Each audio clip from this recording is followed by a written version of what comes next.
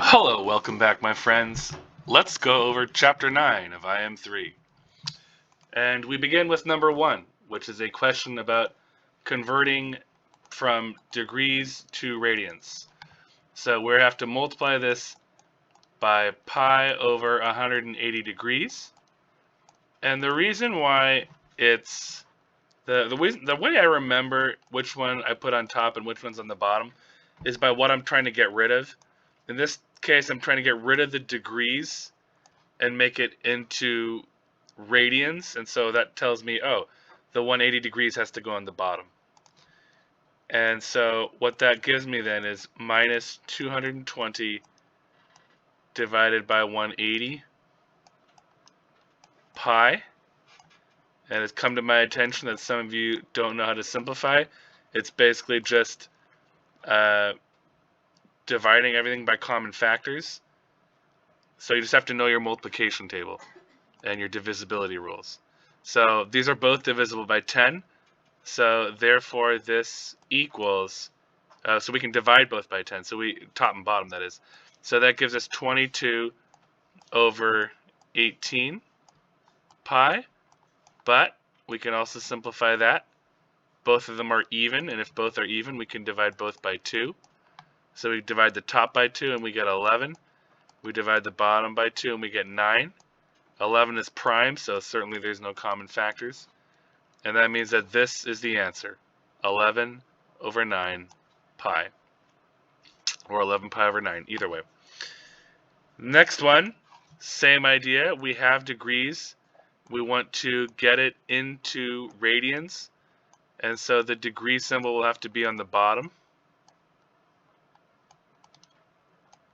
And that way those degree symbols will cancel. And we're going to be left with 230 over 180 times pi.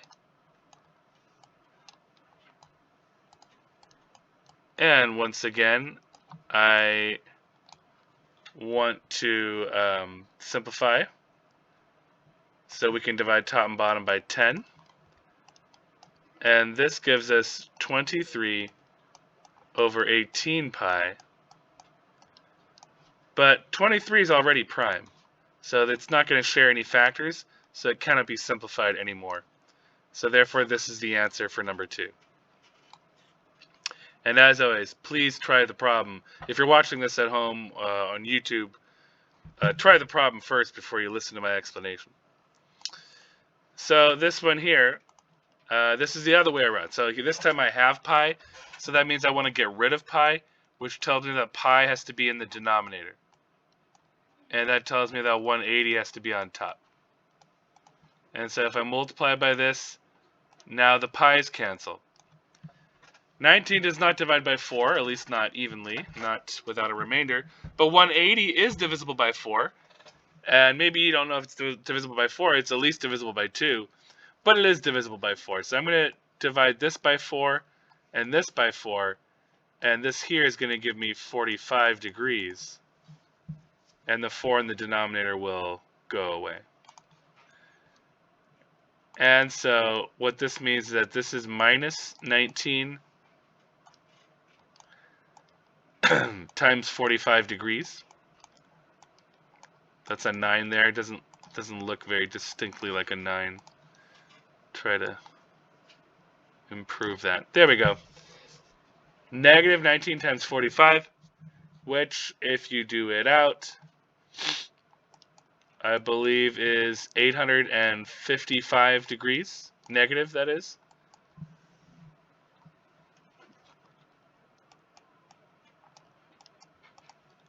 And that is, I don't want this to be confused with the equal sign. And that is our answer. We have it in degrees. Next one. Again, we have a pi already. We want to get rid of the pi so that it can be in degrees. So that means we put 180 on top. The pi's cancel.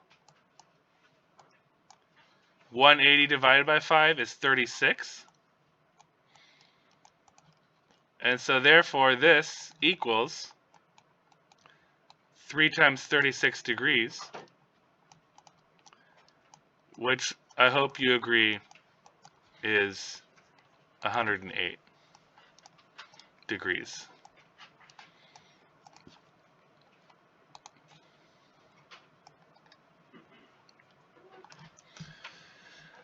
Okay, next, find the other two trig ratios if sine of theta is negative half. Now you should have a unit circle in front of you, and you should definitely have a unit circle ready for your test. If you do not, I've been telling you this for like a long time now.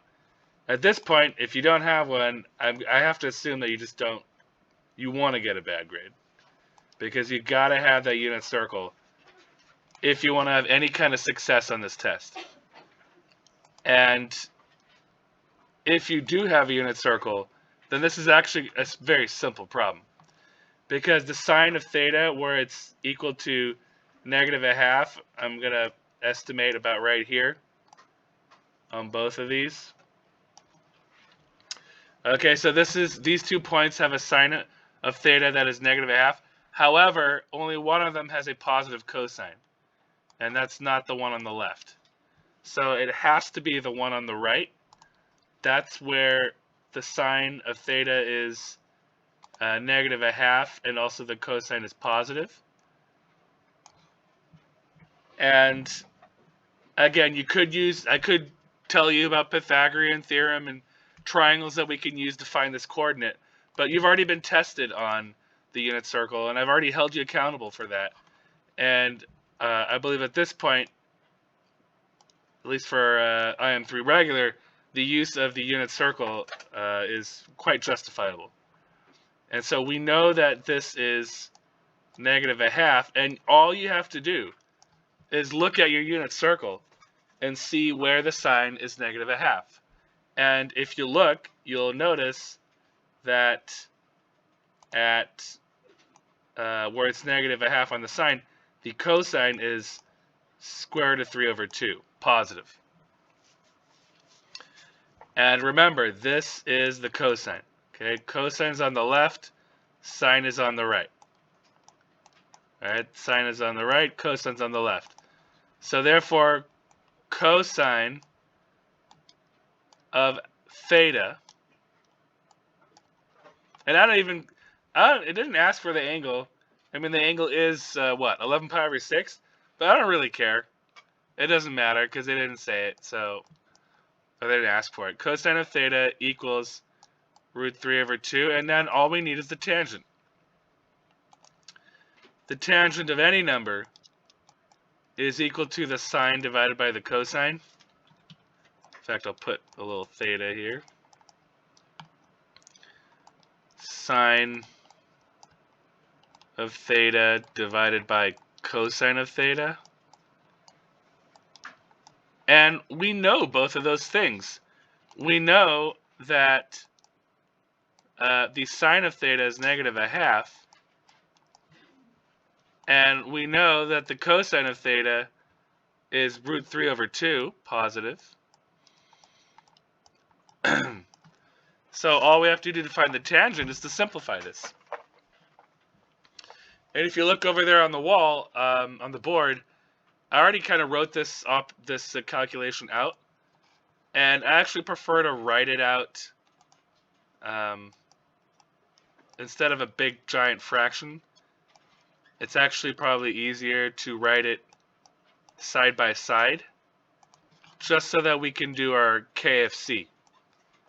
KFC, of course, stands for keep, change, flip, and also I'm dyslexic. So therefore, this is negative half. So we keep the first fraction. We multiply, right? We change the sign from division to multiplication. And then we flip the second fraction. So this now becomes 2 over root 3, and that's KFC. That's how you divide two fractions. These now cancel, and we are left with negative 1 over the square root of 3 as our answer, except those of you who have been paying attention know that you're not allowed to have a square root in the denominator.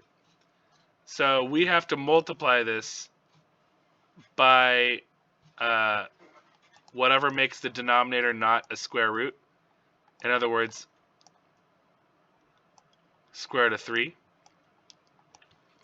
Because if we do so, what we get is we get negative root 3 over 3.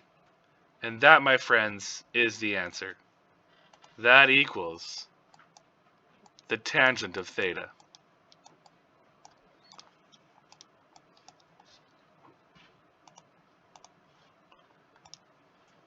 Whoop.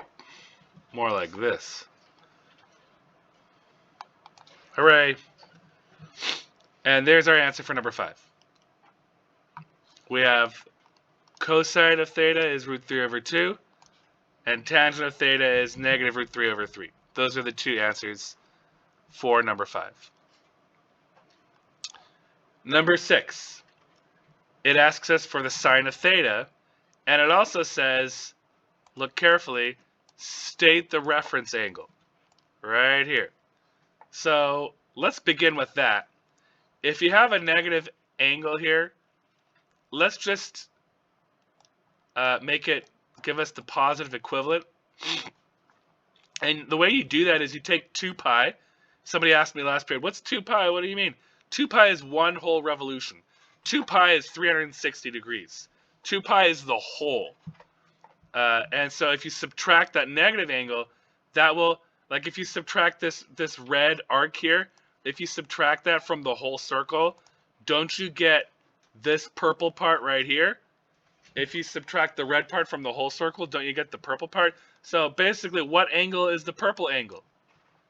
Well, we can find that by taking 2 pi and subtracting 5 pi over 6.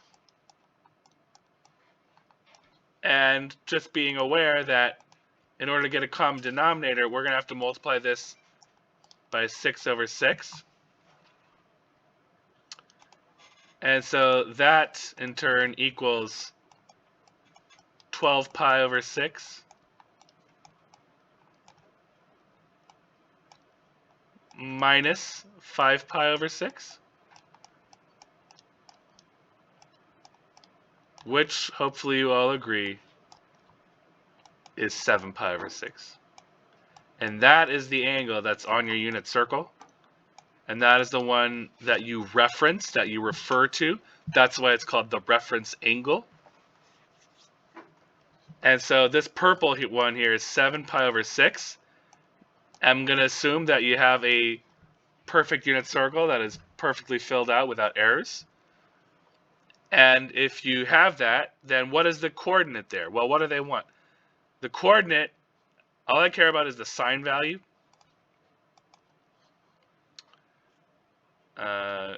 Maybe I could make this look a little bit better.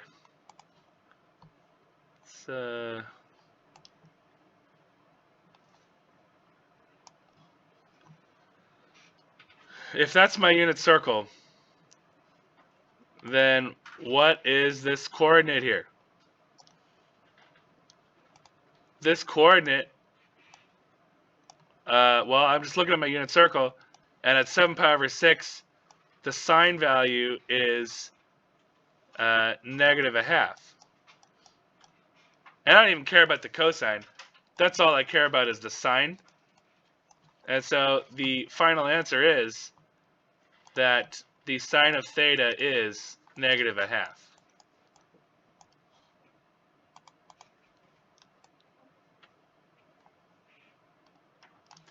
Because that's the y-coordinate of that point. How do we find that point? By taking the angle. How do we get that angle? By subtracting the negative angle from 2 pi.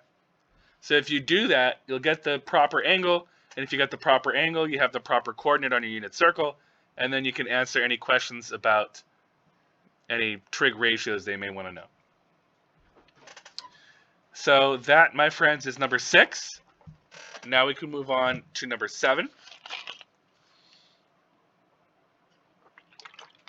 And here, we don't have a negative angle in this case. we have an angle that exceeds a full revolution.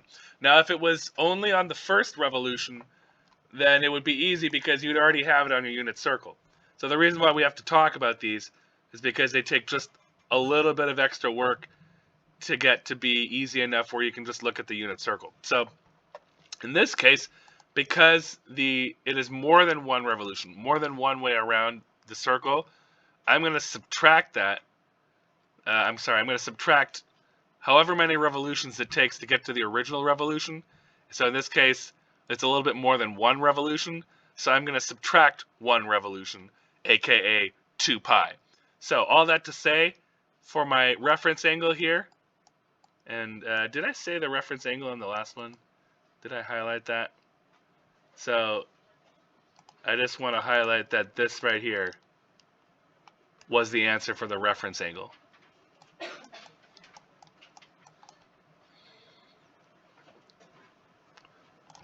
Okay, and then for number 7, so we have 9 pi over 4, and we're going to subtract 2 pi. But we have a denominator, so we have to make it be the same denominator. So we're going to multiply by 4 over 4. And so what we get is we get 9 pi over 4 minus 8 pi over 4. And that, of course, gives us 1 pi over 4. But we just call that pi over 4. And so this right here is the reference angle. This is the angle you refer to for solving any trig ratios. So pi over 4 is the angle. And you have a unit circle in front of you. I'm just going to sketch it. So what we're saying is that there is a point right here at pi over 4. And we want to know the cosine of that. So what is this coordinate? Again, you guys have your unit circle handy. So you know that this is root 2 over 2, comma, root 2 over 2. I don't care about the sign, but I do know that the cosine is root 2 over 2. So therefore, that is the answer.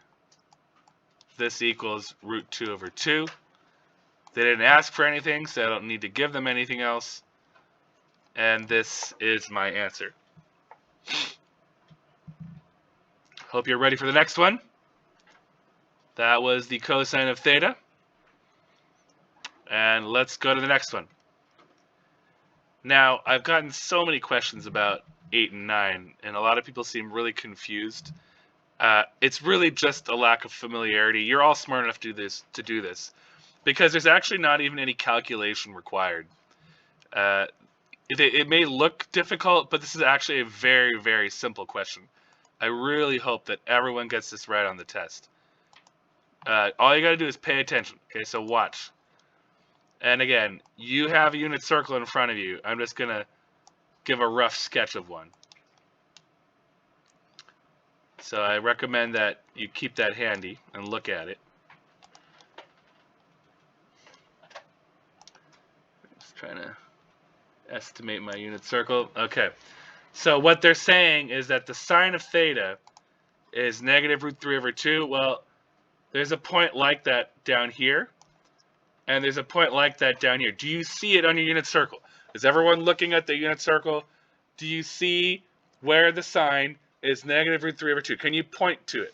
Can you point on your unit circle to that coordinate where the sine is negative root 3 over 2? Remember, cosine's on the left, sine is on the right. Cosine's on the left, sine is on the right. Cosine's on the left, sine is on the right. So there should be 2 points kind of down at the bottom of your unit circle that both have that sine value, okay? So what are they asking? What do they want to know? All they want to know is the angle. They just want to know what is the angle for both. And again, if you have your unit circle completed, that should be easy. You should already have the answer written right in front of you. And so you can either Well, it's 240 degrees and 300 degrees, but they want it in radians. And so that tells us that theta equals 4 pi over 3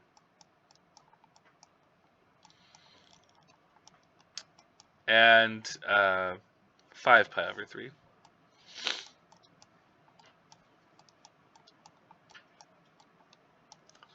And you can put that in a solution bracket. I'm just going to call this good and say, there it is. All you had to do is look at your unit circle. I didn't do any math. I didn't add anything. I didn't multiply anything. I didn't flip anything. I did nothing. All I did is look at the unit circle and saw where the sine of theta was negative root 3 over 2. That's all you have to do. And then just tell them the angles that have that.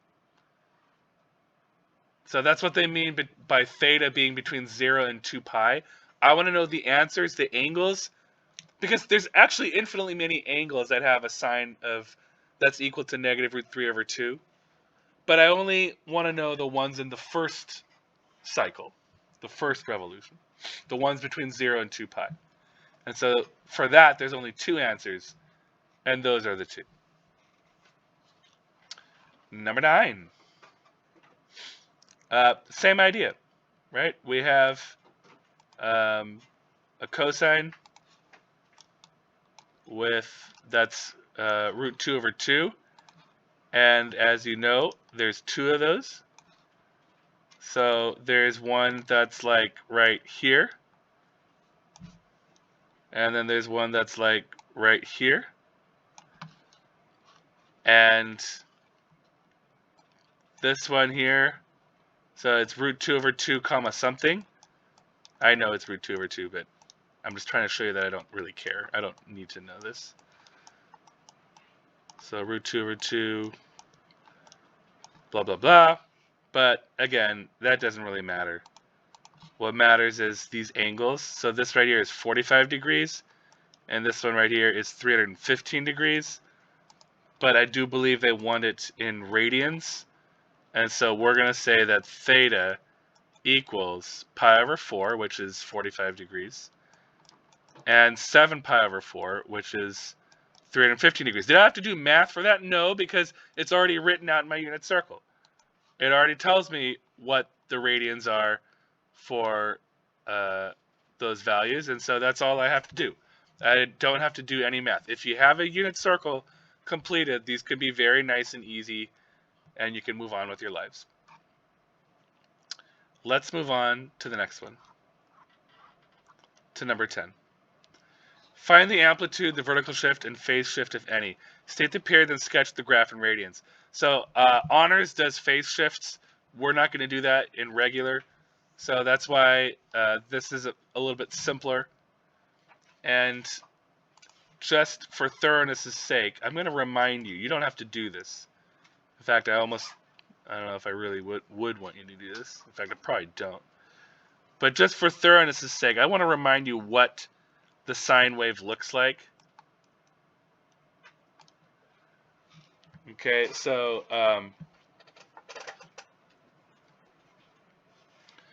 this is approximately what the sine wave looks like. So I mean, what I mean by that is just the normal y equals sine of theta without any movements up or down or left or right or stretches or anything, without any transformations. So the next thing I want to graph, what I want to show you is what is the graph of y equals 4 times the sine of theta, and what's a good way to find that?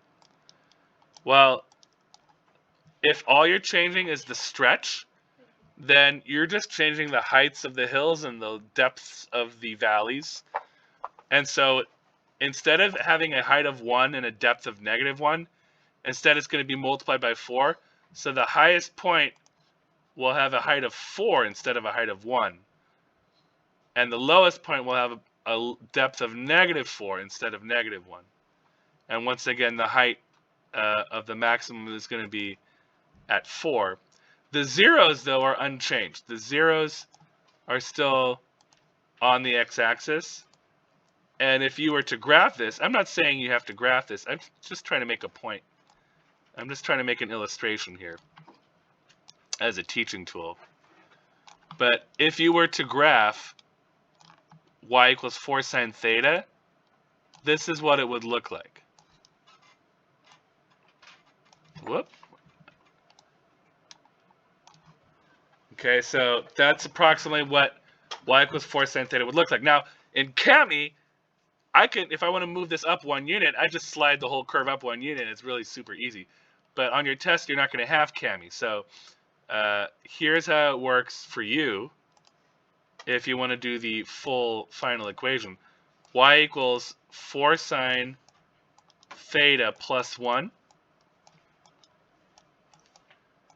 That means you take the blue one and move it up 1 unit. What's the best way to do that without making a mistake? Because a lot of you know theoretically what to do, but execution sometimes suffers and you make silly mistakes because you don't have a planned, tried, and tested method of doing it. So what I recommend is you take these dots. So the reason why I have these blue dots is to remind me where the peaks and valleys are. And I'm going to shift each one of those dots up 1 unit. So I'm just going to take this blue dot here and just go up 1, like this, right here. Okay, and then I'm going to go up and put a purple dot on top of that one, and a purple dot on top of this, and a purple dot on top of that, and a purple dot on top of that, and on top of that. And that's going to help me avoiding mistakes. And mistakes are very common. As a teacher, I know a lot of people get bad grades, not because they don't know the math, because they don't execute well, because they make silly mistakes, because they don't have safe methods. They're risky.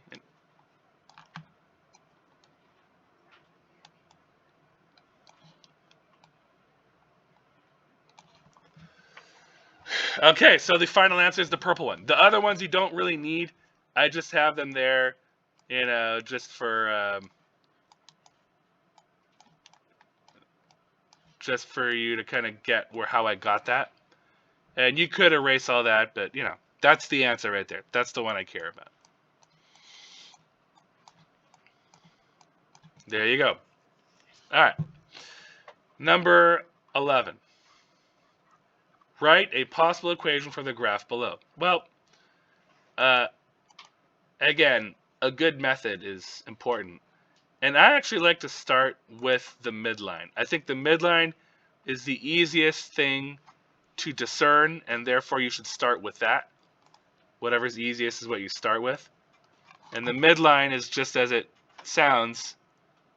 It's the line that goes through the middle. And this will allow you more accurately to understand the amplitude, because now it's pretty clear that this green line here, if it was straight, had a height of 2, right? And this down here also goes down 2. And so, a couple things what this tells me. The pink or magenta line tells me the midline, which is the vertical shift. So y equals something, something, something minus 3, because this is at minus 3, this midline here. And the 2 is clearly the amplitude, because it tells you how high or low that thing goes. If you were an IM3 honors, I would tell you about periodicity and all that stuff, but or shifting left and right, but we're not having any of that here. I left a little something in the toolkit for you if you really are curious about how that works. You can kind of check that out, and I'll help you with that.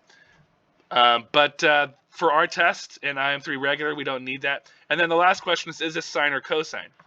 And if it starts, quote unquote, and what I mean by start is at 0.